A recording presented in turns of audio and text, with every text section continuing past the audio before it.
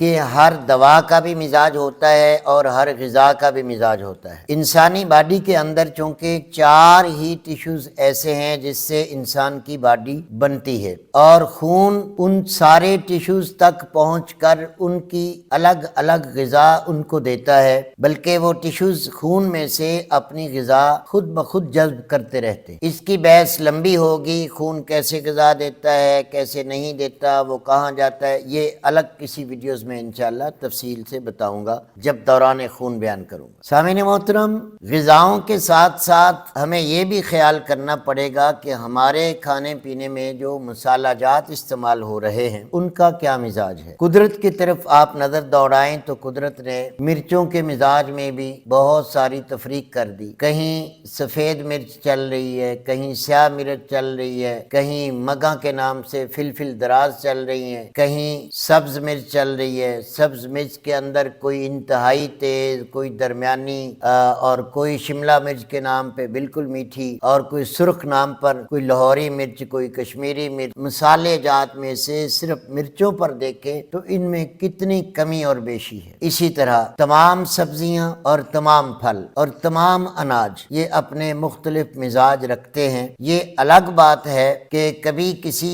پھل میں، کسی سبزی میں ایک جیسے عناصر سائنس نے تشخیص کر لیے ہیں لیکن اس کا مزاج تشخیص نہیں کر سکتی۔ جیسے وٹامن سی کی مثال لے لیں، یہ اسٹرابری میں بھی ہے، یہ کنو میں بھی ہے، یہ فروٹر میں بھی ہے، یہ مالٹے میں بھی ہے، یہ گلگل میں بھی ہے، یہ لیمن میں بھی ہے۔ اس طرح کی دیگر کھٹاس والی چیزیں لے لیں، اب ان کے اندر اور دیگر عناصر بھی پائے جاتے ہیں۔ آڑو کے اندر دیکھ لیں کیا کچھ ہے، کھجور کے اندر کیا کچھ ہے، میں تفصیل نہیں دوں گا، آپ جانتے بھی ہیں اور گوگل بھی کر سکتے ہیں۔ یعنی ایک پھل کا مزاج گرم بھی ہے تو اس کے اندر بھی وہ چیزیں پائی جا رہی ہیں، ایک پھل کا مزاج سرد بھی ہے تو اس کے اندر بھی وہ چیزیں پائی جا رہی ہیں۔ معلوم یہ ہوا کہ یہ جو ایک جیسے ملٹی وٹامن ایک مخالف غذاؤں میں پائے جا رہے ہیں، فار ایگزامپل سرد مزاج کی کوئی سبزی ہے، اس نے اعصاب کو جا کر، نروس ٹیشوز کو جا کر آپ کی قوت دینی ہے، تو ان کے اندر وہ معدنیاتی مادے بھی ان اعصاب کی ہی غذا بنیں گے۔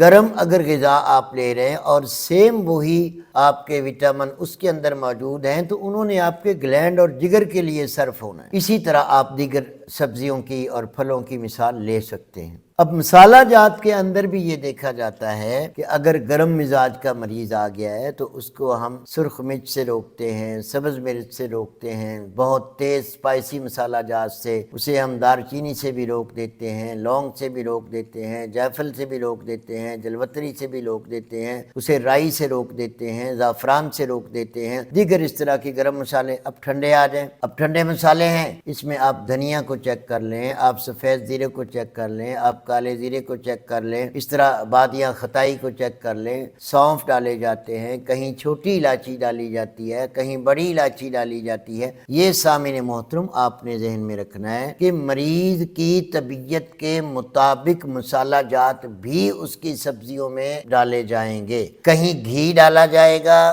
دیسی، کہیں روغن زیتون ڈالا جائے گا، کہیں روغن ناریل ڈالا جائے گا، کہیں تلوں کا تیل ڈالا جائے گا، کہیں سرسوں کا تیل ڈالا جائے گا۔ ان کے بھی الگ الگ مزاج ہیں۔ یہ نہیں ہے کہ ماڈرن میڈیکل سائنس کی طرح اندھی تقلید کہ جی گھی بند کر دیں، ملائی بند کر دیں، مکھن بند کر دیں۔ یہ کتنے سال پہلے انہوں نے تماشا چلایا۔ اب آپ دیکھیں امریکہ تک دیسی گھی کی ڈیمانڈ کر رہا ہے کہ جی دیسی گھی میں کوئی کولیسٹرول نہیں، کوئی ٹرائی گلائسریٹ نہیں، کوئی یورک ایسڈ نہیں، کوئی ESR نہیں، بلکہ یہ اب وریدوں کی اور شریانوں کی سوزش کو اتارتا ہے۔ ان کی نئی تحقیق آئی ہے اس جاہل اندھی سائنس کی، جس نے کئی سال پہلے گھی اور اس قسم کے آئل بنانے والی کمپنیوں سے بہت کمیشن کھائے، لاکھوں اربوں کروڑوں روپے کمائے۔ اب جب دنیا تنگ آ گئی ہے، اب نئی تشخیص آ گئی کہ جی اب واپس آ جاؤ دیسی گھی پر، مکھن پر، بلائی پر۔ ڈاکٹر عفام جیسے جاہل تو ابھی بھی دودھ سے بلائی اتار کے کھائیں، وہ تو ابھی بھی جاہل ہے نا، کیونکہ اس کو میڈیا سے ٹائم ہی نہیں ملتا۔ ایکٹنگ سے، ایکٹر بننے کا شوق، میاں بیوی ماشاءاللہ ایکٹر بن کے بیٹھے ہوتے ہیں، دیکھا نہیں آپ نے؟ وہ بالکل ایکٹر ہے اور ایکٹنگ کر رہا ہے، اور ایکٹنگ کے صدقے وہ پھر بتلا کیا رہا ہے؟ دیسی چیزیں، ہلدی بتا رہا ہے، کریلے بتا رہا ہے، فلاں بتا رہا ہے، فلاں کیا ہے؟ صرف ایک تماشا ہے، ویوز لینے ہیں، کوئی تحقیق نہیں، کوئی تشخیص نہیں، کوئی اس کی ریسرچ نہیں۔ میں اعتراض نہیں کرتا، جہالت ظاہر کرتا۔ اب جس طرح مسالہ جات پر بھی ہم نے تقسیم کرنی ہے کہ گرم کون سے ہیں، سرد کون سے ہیں، خشک کون سے ہیں